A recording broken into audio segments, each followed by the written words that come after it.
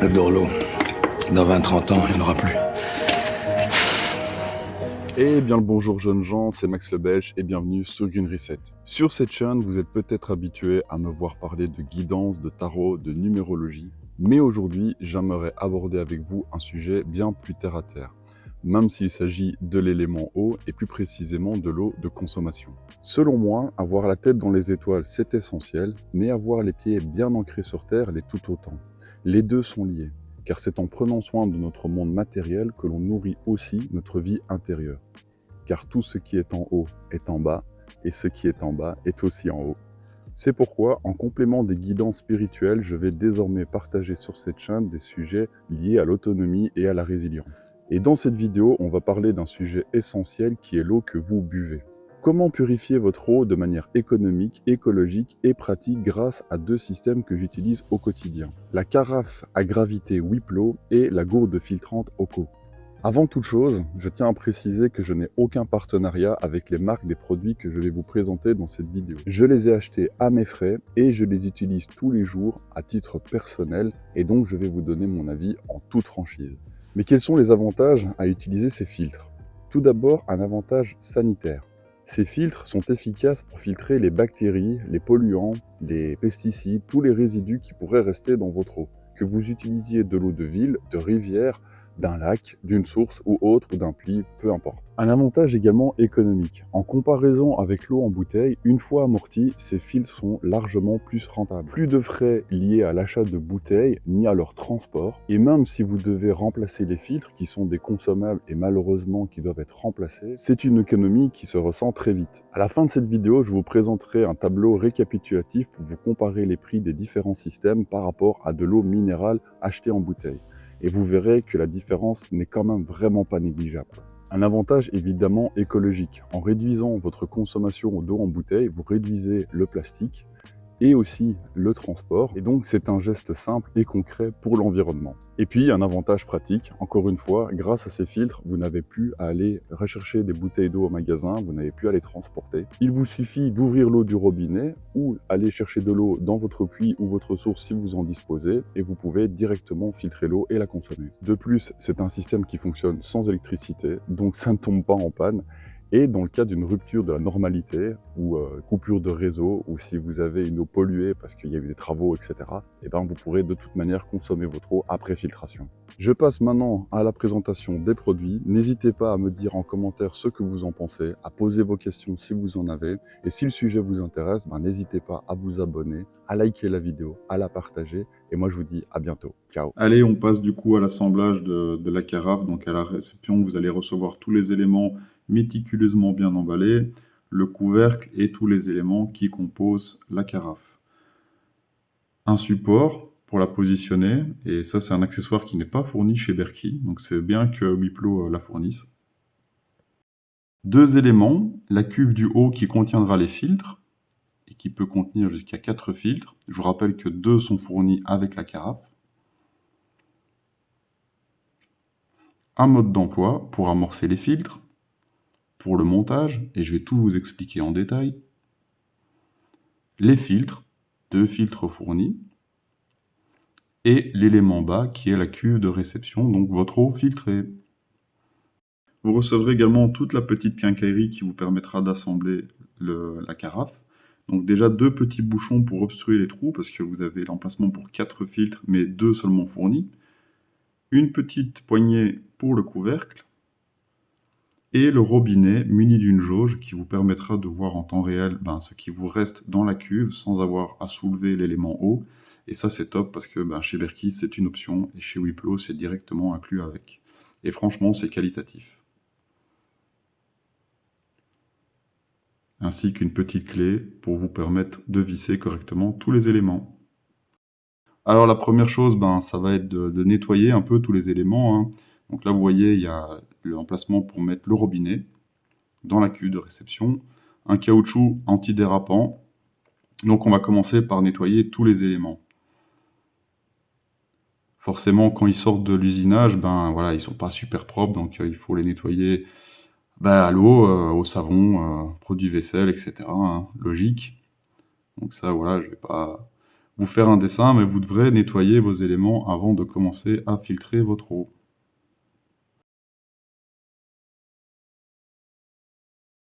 Donc la cuve qui contiendra les filtres, pareil, 4 éléments, il faudra la nettoyer également.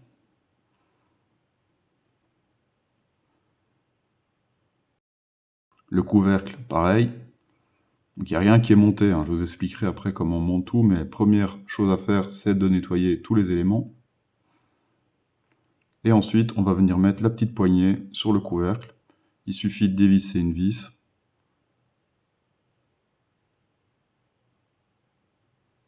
De la mettre dans le couvercle et de revisser.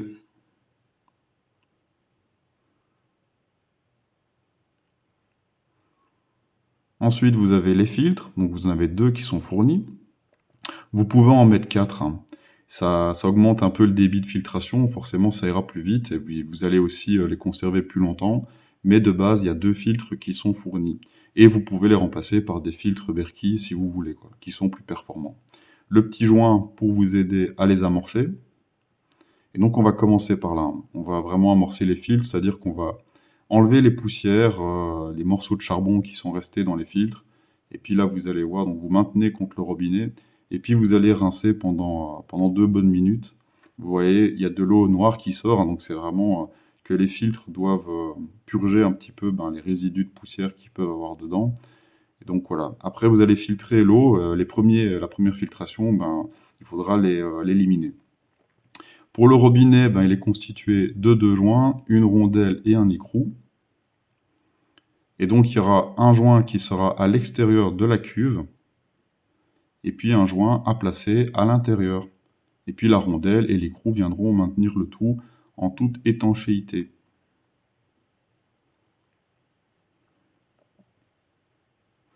Donc, on place le robinet muni d'un joint à l'extérieur de la cuve. On place un joint à l'intérieur, la rondelle qui viendra maintenir le joint.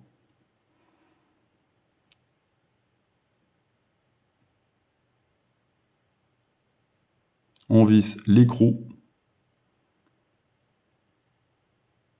On peut commencer à le visser à la main.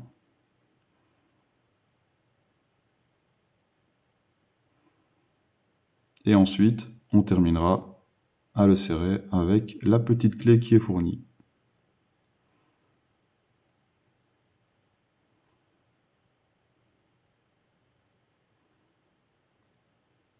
Et voilà, le robinet est monté. On vérifie que tout est bien serré. Alors, pour la cuve qui va contenir les filtres, donc de base, vous avez 4 emplacements, parce que vous pourrez mettre jusqu'à 4 filtres. Si vous avez acheté le kit de base uniquement avec 2 filtres, vous devez mettre 2 bouchons pour obstruer les emplacements qui ne seront pas occupés par les filtres.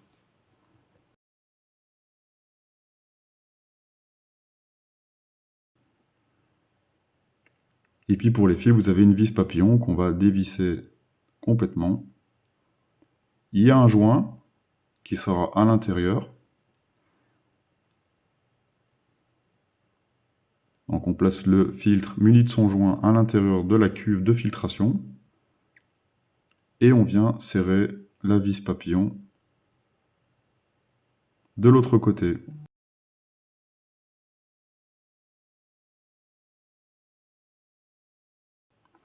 Voilà, on serre bien, mais sans trop forcer non plus. Hein. Le but, c'est pas de le casser. Hein. On fait la même chose avec le deuxième filtre qui est fourni. Et voilà, votre filtre à gravité est prêt à fonctionner.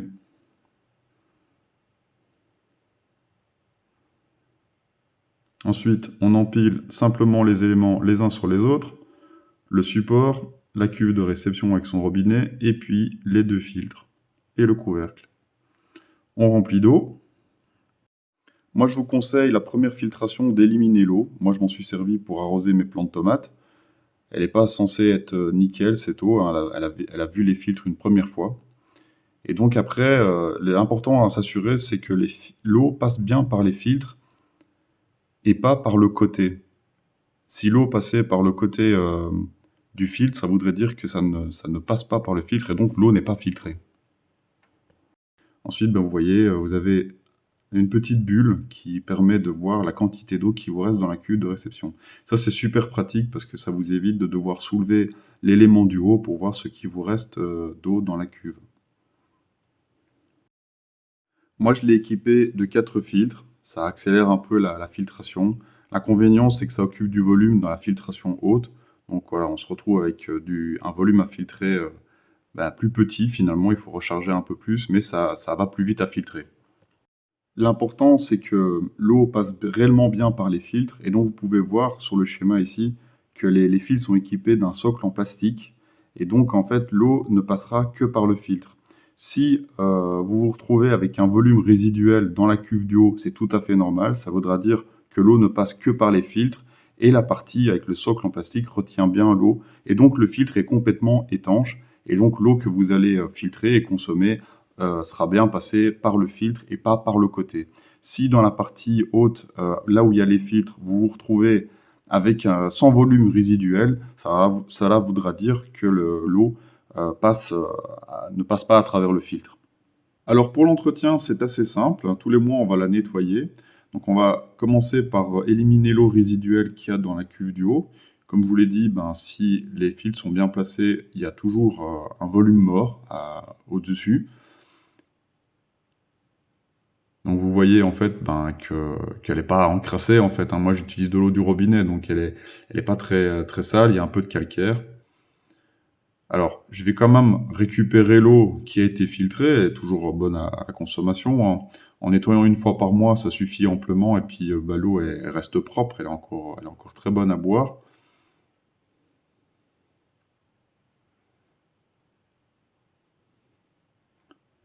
Et puis, je vais m'en garder aussi une partie, puisque cette eau est quand même meilleure que celle du robinet. Elle me servira à rincer les éléments une fois que je les aurai nettoyés.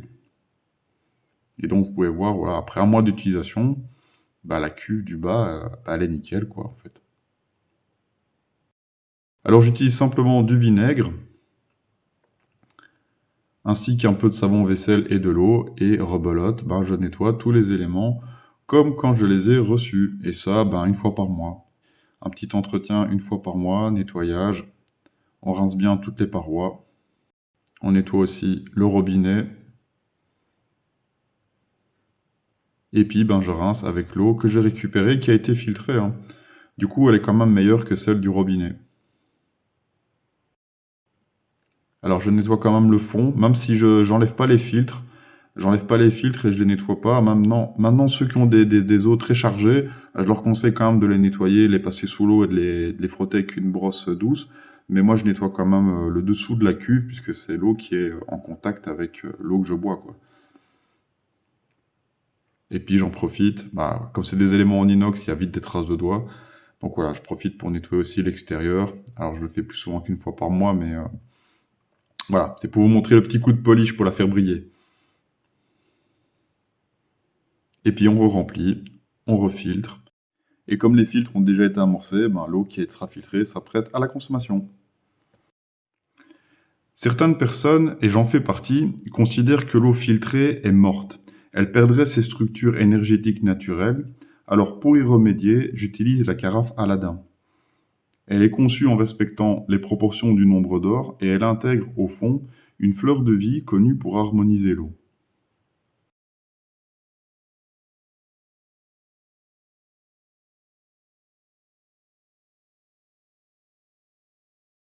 Et pour les sceptiques, j'ai une anecdote. Alors j'ai testé la germination de noyaux d'avocat.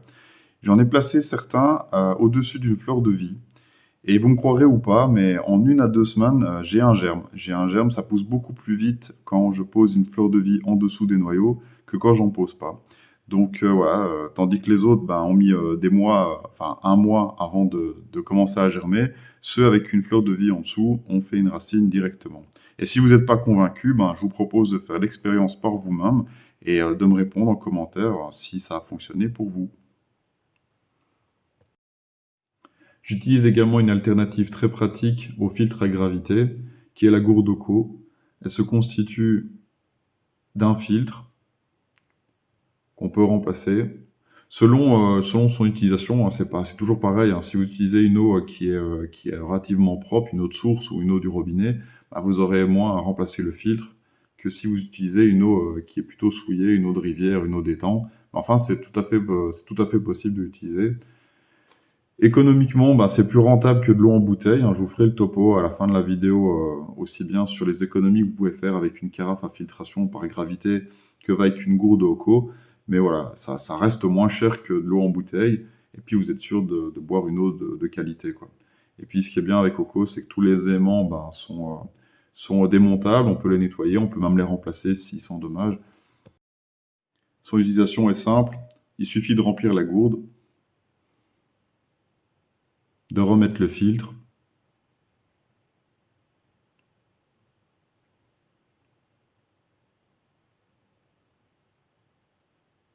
et par simple pression, on a une eau directement bonne à boire.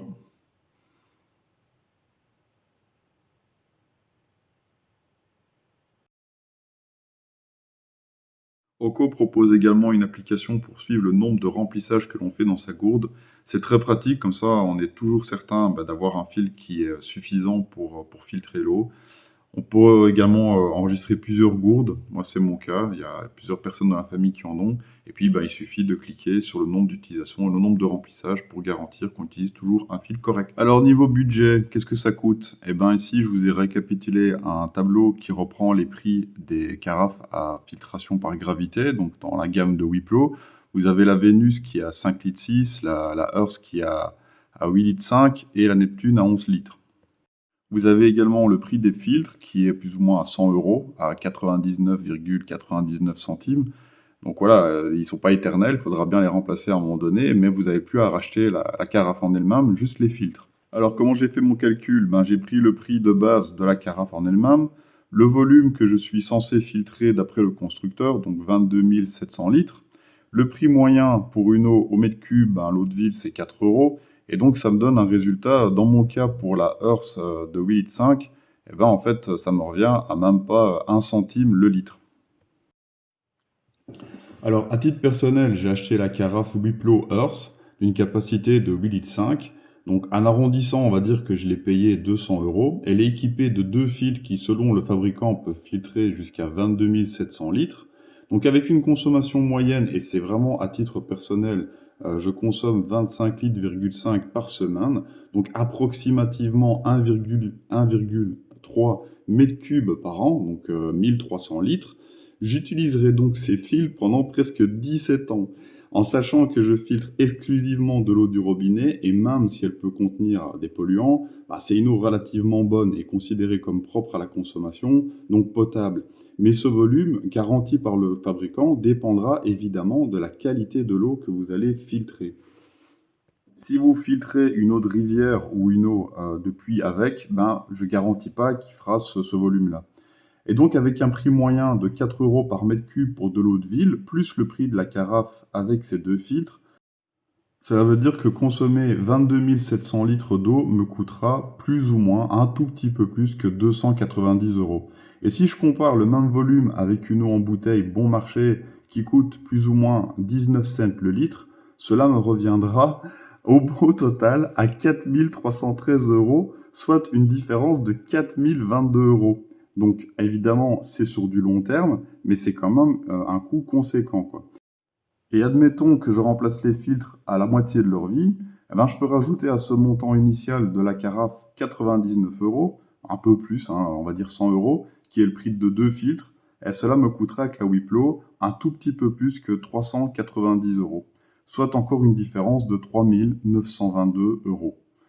Et je pourrais encore pousser un peu plus loin en remplaçant les filtres 4 fois plus souvent que préconisé, car je pourrais ne pas avoir confiance, ou mon eau à filtrer est plus chargée que l'eau du robinet.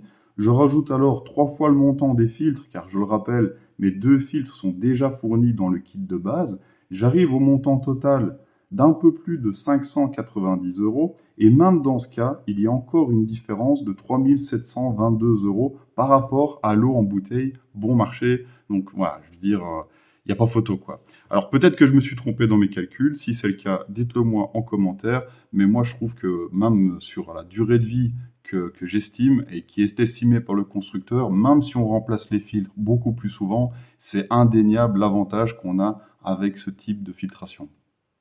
Pour ce qui est du montant total pour une gourde Oco, bon, la différence est moins significative que par rapport à une eau en bouteille.